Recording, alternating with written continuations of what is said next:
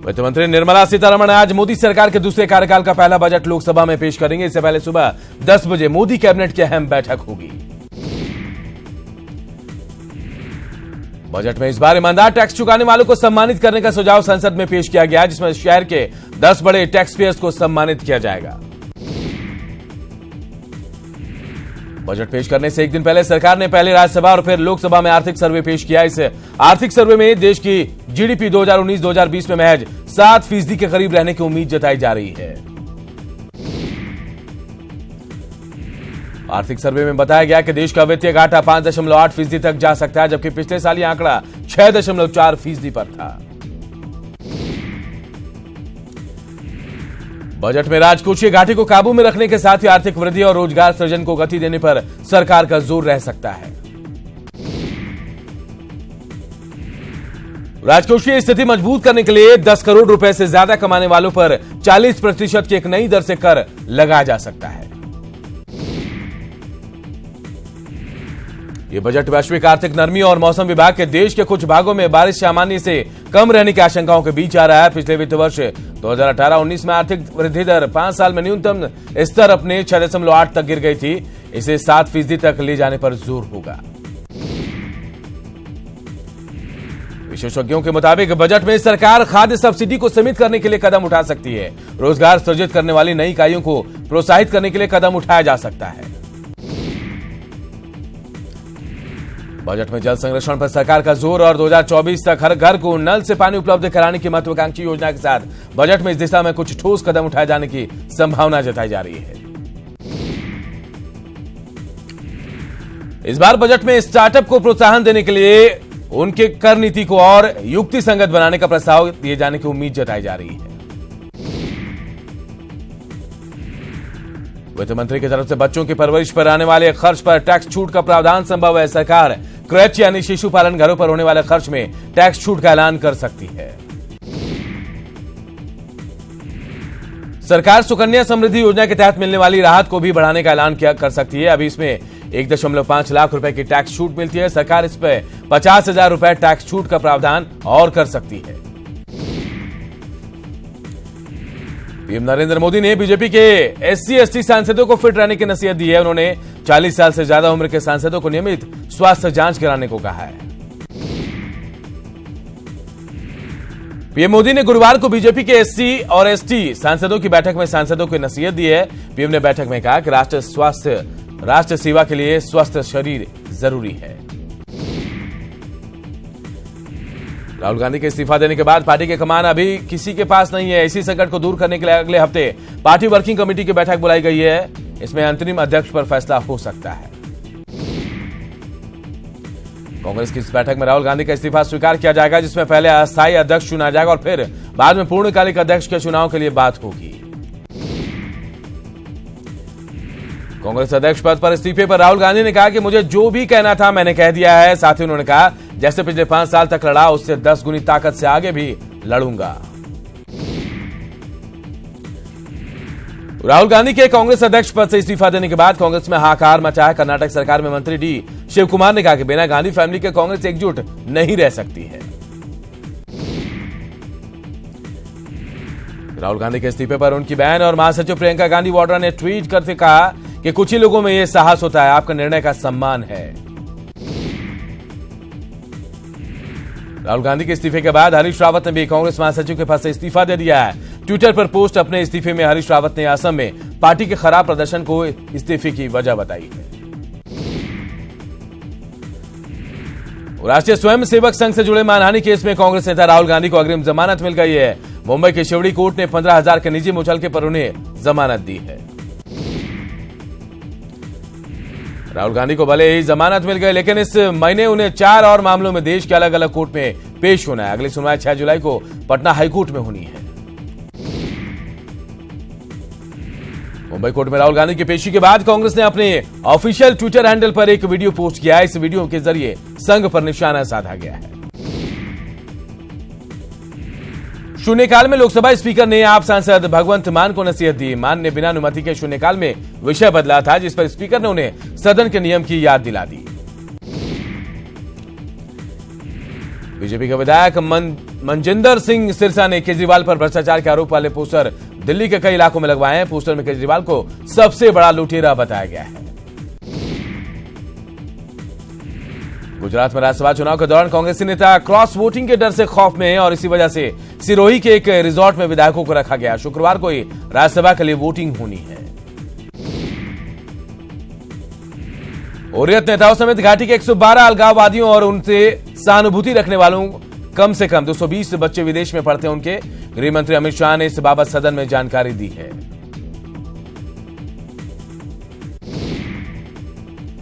अलगाववादियों के खिलाफ इस पोल खोल अभियान के जमीन गृह मंत्री अमित शाह ने पिछले हफ्ते ही तैयार कर ली थी। वहीं जम्मू कश्मीर में राज्यपाल शासन के विस्तार के मुद्दे पर उन्होंने संसद में 130 हुर्रियत नेताओं की डिटेल रखी, जिन्होंने अपने बच्चों को हायर एजुकेशन के लिए विदेश भेज रखा है।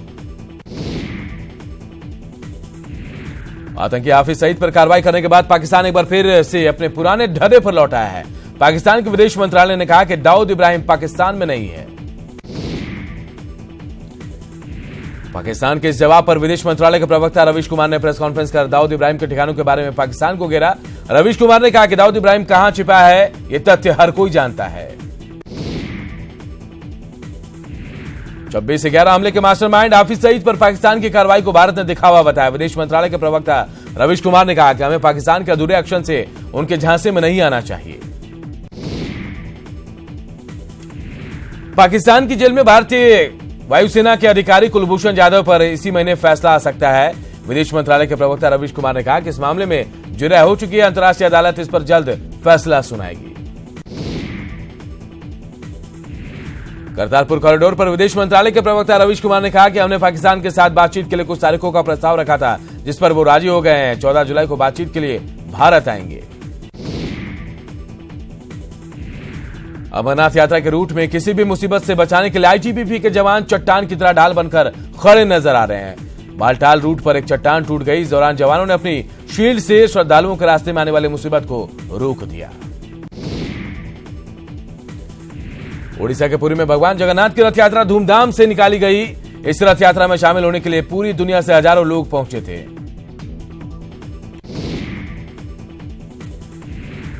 गृहमंत्री अमित शाह ने अहमदाबाद में भगवान जगन्नाथ की 124वीं वार्षिक रथ यात्रा से पहले ऐतिहासिक मंदिर में पूजा अर्चना की। इस दौरान उनकी पत्नी सोनल शाह भी मंगला आरती करती नजर आईं। गुजरात के अहमदाबाद में भी 142वीं जगन्नाथ रथ यात्रा धूमधाम से निकाली गई। यहां भी रथ यात्रा में शामिल होने के लिए हजारों लोगों की भीड़ उमड़ी थी। पश्चिम बंगाल की सीएम ममता बनर्जी ने भी कोलकाता के इस्कॉन मंदिर में भगवान जगन्नाथ की पूजा अर्चना की। इससे पहले उन्होंने ट्वीट कर लोगों को जगन्नाथ पूजा के इस मौके पर बधाई दी। टीएमसी सांसद नुसरत जहां ने कोलकाता में भगवान जगन्नाथ की रथ यात्रा में शिरकत की। इस्कॉन ने नुसरत को भगवान जगन्नाथ की रथ यात्रा में शामिल होने का न्योता दिया था। पश्चिम बंगाल में टीएमसी नेता और आसनसोल के मेयर जितेंद्र तिवारी ने 22 रथ यात्रा क्लबों को 25-25 हजार का अनुदान दिया, जिसमें इस्कॉन मंदिर की आसनसोल शाखा भी शामिल है। चूरू में एक विवाहिता ने ठेकेदार पर रेप का आरोप लगाया। विवाहिता का आरोप है कि ठेकेदार ओम प्रकाश अश्लील वीडियो वायरल करने और उसके पति को जान से मारने की धमकी देकर उसका देह शोषण कर रहा था।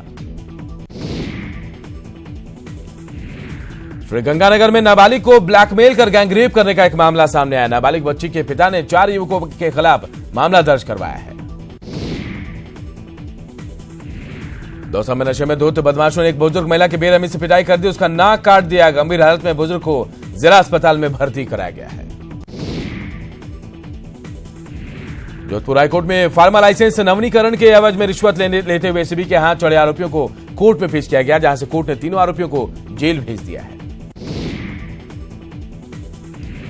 झुंझुनू के मुरारका कॉलेज में एनसीसी, एमकॉम और उर्दू विषय शुरू करने की मांग को लेकर छात्र संगठन एसएफआई ने कॉलेज के गेट के सामने सरकार के खिलाफ नारेबाजी कर विरोध जताया है। पाली में चोरी के आरोप में गिरफ्तार महेंद्र सिंह रावत की जोधपुर में इलाज के दौरान मौत हो गई। परिजनों ने पुलिस अभिरक्षा में मारपीट करने का आरोप लगाते हुए शव उठाने से मना कर दिया। भीलवाड़ा के रेलवे प्लेटफॉर्म के पास बने धार्मिक स्थल को तोड़ने के विरोध में बजरंग दल कार्यकर्ता धरने पर बैठे हैं।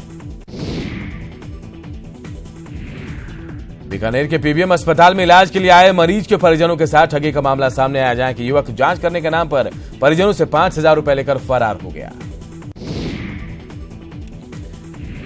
अजमेर में मानसून जमकर मेहरबान हुआ, करीब आधे घंटे तक जोरदार बारिश हुई है। चूरू में तेज आंधी से धूल छाने से लोगों को परेशानी का सामना करना पड़ा। दिन भर हो रही बिजली की कटौती से लोग भी काफी परेशान हैं। यूपी लोकसेवा आयोग को इलाहाबाद हाईकोर्ट से बड़ा झटका लगा। कोर्ट ने एलटी ग्रेड भर्ती से जुड़े दस्तावेजों को जांच एजेंसी को सौंपने का आदेश दिया है। गोमती रिवर फ्रंट मामले में ईडी ने कार्रवाई की। इस मामले में आरोपी अनिल यादव के 3 और एसएन शर्मा के 1 प्रॉपर्टी को जब्त किया गया है। लखनऊ के वक्फ बोर्ड में अनियमितताओं की शिकायत के बाद एक बार फिर से सीबीआई जांच की मांग उठने लगी है। इस मामले की जांच की वकालत मोहसिन रजा ने सीएम से की है। मथुरा में सीआईएसएफ की परीक्षा देने आई युवती ने होटल में फांसी लगाकर आत्महत्या कर ली। पुलिस के मुताबिक युवती एक लड़की के साथ रूम में थी, लेकिन अकेले होने के बाद उसने खुदकुशी कर ली। अलीगढ़ में व्यापारी की हत्या के मामले में सैकड़ों व्यापारी मिलकर एसएसपी आवास पहुंचे और आरोपियों की गिरफ्तारी की मांग की।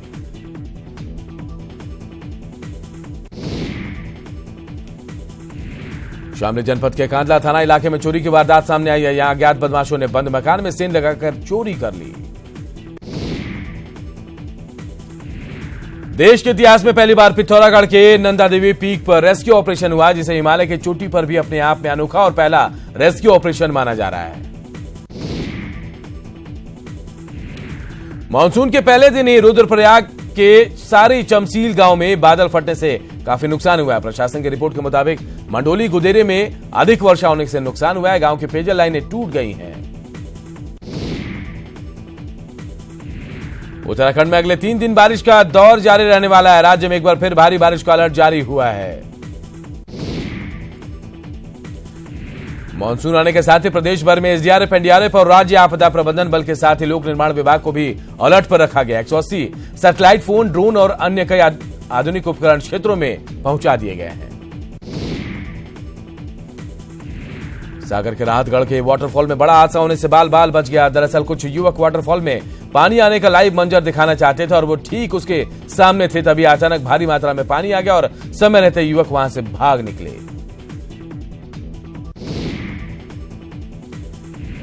पीएम मोदी की सख्त टिप्पणी के बाद बीजेपी विधायक आकाश विजयवर्गीय पर बीजेपी ने कार्रवाई की। पार्टी ने इंदौर नगर निगम के अधिकारी को बैट से मारने के मामले में आकाश को कारण बताओ नोटिस जारी किया है। आकाश विजयवर्गीय पर नोटिस को कांग्रेस ने इस पर निशाना साधा। कांग्रेस ने कहा कि बीजेपी ने पीएम मोदी का अपमान किया है। पीएम की नाराजगी के बावजूद आकाश को सिर्फ नोटिस दिया गया है। सिवान के हसनपुरा में 2 बाइक की आमने सामने की टक्कर में 3 लोगों की मौत हो गई। नाराज लोगों ने घायल को लेकर सदर अस्पताल में पहुंचाया, लेकिन डॉक्टर के नहीं रहने पर यहां भी जोरदार हंगामा हुआ। रोहतास में सड़क हादसे में एक डॉक्टर की मौत हो गई। हादसे के वक्त डॉक्टर अस्पताल से घर लौट रहे थे। बेगूसराय में अपराधियों ने स्वर्ण व्यवसायी को गोली मार दी है। गोली लगने के बाद भी स्वर्ण व्यवसायी बाइक चलाते हुए अपने घर पहुंचते ही बेहोश होकर गिर गया। निजी नर्सिंग होम में फिलहाल उसका इलाज चल रहा है। पटना में चोरों ने आतंक मचाया हुआ है। गुरुवार को हरी कॉम्प्लेक्स से चोरों ने 3 लाख की ज्वेलरी और 1,20,000 नकद की चोरी कर ली है। समस्तीपुर में अपराधियों ने वृद्ध महिला की हत्या कर दी और साथ ही बुजुर्ग की पोती की भी हत्या करने की कोशिश की, लेकिन वो बच गई।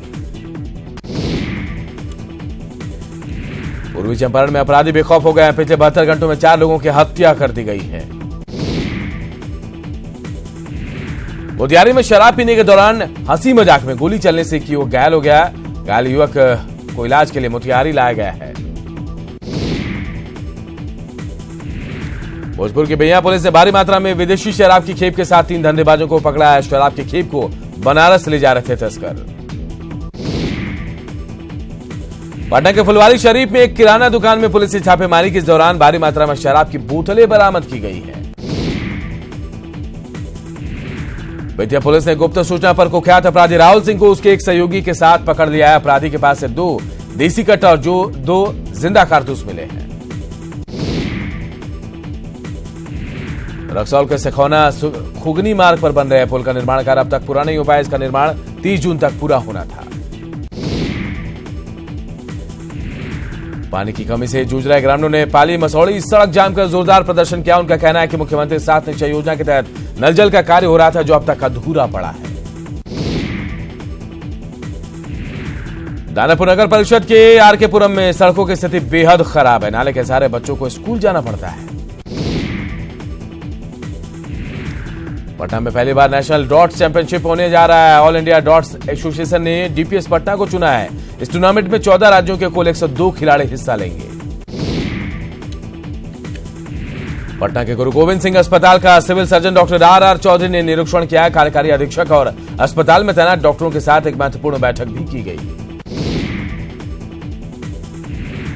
कांग्रेस प्रवक्ता प्रेमचंद मिश्रा ने कहा कि कांग्रेस राहुल गांधी के फैसले का सम्मान करती है, लेकिन इसका मतलब ये नहीं कि महागठबंधन के दूसरे दल भी इसका अनुसरण करें। पूर्व मुख्यमंत्री राबड़ी देवी ने सरकार पर जोरदार हमला बोला। उन्होंने मुजफ्फरपुर और दरभंगा में बच्चों की मौत के मामले में सरकार पर लापरवाही का आरोप लगाया है। लोकसभा चुनाव में करारी हार के बाद पहली बार 6 जुलाई को राहुल गांधी पटना आ रहे हैं। राहुल गांधी के बिहार दौरे को लेकर सियासत भी शुरू हो गई है। इस दौरे से पार्टी के नेता सियासी जमीन तलाशने की जुगत में हैं, तो विरोधी दल इस पर चुटकी ले रहे हैं। कटिहार के सांसद दुलाल चंद्र गोस्वामी ने लोकसभा में शून्यकाल के दौरान कटिहार मनिहारी सड़क का मुद्दा उठाया था। ध्यानाकर्षण करने के बाद संबंधित मंत्री ने जल्द गौशाला फ्लाईओवर के शिलान्यास की बात कही है। बिहार बदल रहा है, यह कहना है झारखंड सरकार के मंत्री सीपी सिंह का। विधानमंडल की कार्रवाई को देखने आए झारखंड सरकार के मंत्री ने नीतीश सरकार के काम की जबरदस्त सराहना की। जल संकट पर कृषि मंत्री प्रेम कुमार ने कहा कि बिहार में जल संकट से निपटने के लिए सरकार ने योजनाएं बनाई है। ड्रिप सिस्टम के जरिए 60% तक पानी बचाया जा सकता है। दरभंगा प्रक्षेत्र के आईजी पंकज दराज समस्तीपुर पहुंचे, जहां उन्होंने समस्तीपुर अनुमंडल के सभी थानाध्यक्षों, इंस्पेक्टर और डीएसपी के साथ समीक्षा बैठक की। रांची के बुढ़मू में उग्रवादियों ने रोड कंस्ट्रक्शन की कंपनी को निशाना बनाया। कंस्ट्रक्शन कंपनी में लगे कई गाड़ियों को आग के हवाले कर दिया गया। रोलर और एक जेसीबी मशीन को नक्सलियों ने आग के हवाले किया। वहीं पुलिस मामले की जांच में जुट गई है। बहुचर्चित चारा घोटाले में सजायाफ्ता बिहार के पूर्व मुख्यमंत्री लालू प्रसाद की जमानत याचिका पर हाईकोर्ट में आज सुनवाई होगी। न्यायाधीश अपरेश कुमार सिंह की अदालत में याचिका सुनवाई के लिए सूचीबद्ध है। देवघर कोषागार से अवैध निकासी के मामले में सीबीआई कोर्ट से लालू प्रसाद को 3.5 साल की सजा दी गई है। उसी मामले में लालू प्रसाद की ओर से हाईकोर्ट में जमानत याचिका दायर की गई है। 9 जुलाई को देवघर सर्किट हाउस में होने वाली रघुवर कैबिनेट की बैठक पर सूबे में सियासत तेज हो गई। बैठक में सीएम रघुवर दास समेत कई विभागों के मंत्री और मुख्य सचिव भी शामिल हो रहे हैं। इसमें कई अहम प्रस्तावों पर मुहर लग सकती है। कैबिनेट की बैठक के बाद सीएम श्रावणी मेले की तैयारियों की भी समीक्षा करेंगे और जरूरी दिशा निर्देश भी देंगे। सूबे में पिछले 12 दिनों से स्थायीकरण की मांग को लेकर अनिश्चितकालीन हड़ताल पर चल रही है।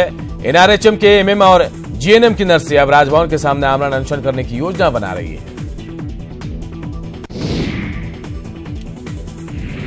नेता प्रतिपक्ष और जेएमएम के कार्यकारी अध्यक्ष हेमंत सोरेन ने 6 जुलाई को जेएमएम विधायक दल की बैठक बुलाई, जिसमें हेमंत सोरेन सहित पार्टी के कई नेता शामिल होंगे। बैठक में संगठन और आगामी चुनाव को लेकर चर्चा होगी। झारखंड प्रदेश कार्यालय में आज आरजेडी का स्थापना दिवस धूमधाम से मनाया जाएगा। इसके लिए रांची का हरमू रोड स्थित राजद कार्यालय में एक कार्यक्रम का आयोजन किया जाएगा। गोड्डा पाकुड़ पर सड़क हादसे में बाइक सवार एक युवक की मौत हो गई, जबकि दूसरा गंभीर रूप से घायल हो गया। उसका इलाज सदर अस्पताल में चल रहा है। रांची के मांडर में 15 साल की बच्ची को उसके ही गांव के युवक ने वेश्यावृत्ति के लिए दिल्ली में 50,000 में बेच दिया। पुलिस ने बच्ची के रेस्क्यू के लिए एक टीम को दिल्ली रवाना कर दिया है। लातेहार के बरवाडीह में पारस शिक्षक पर स्कूली छात्राओं ने ही छिड़खानी का आरोप लगाया। स्कूली छात्राओं ने छिड़खानी का विरोध जताने के लिए मुखिया के घर का घेराव भी किया। झारखंड के बहुचर्चित बकोरिया मुठभेड़ की जांच को लेकर सीबीआई और फॉरेंसिक टीम घटनास्थल पर पहुंच चुकी है। सतबरवा के बकुरिया में 8 जून 2015 को हुए पुलिस नक्सली मुठभेड़ की जांच शुरू कर दी गई है। और फिलहाल इस बुलेटिन में इतना ही। मुझे दीजिए इजाजत। नमस्कार।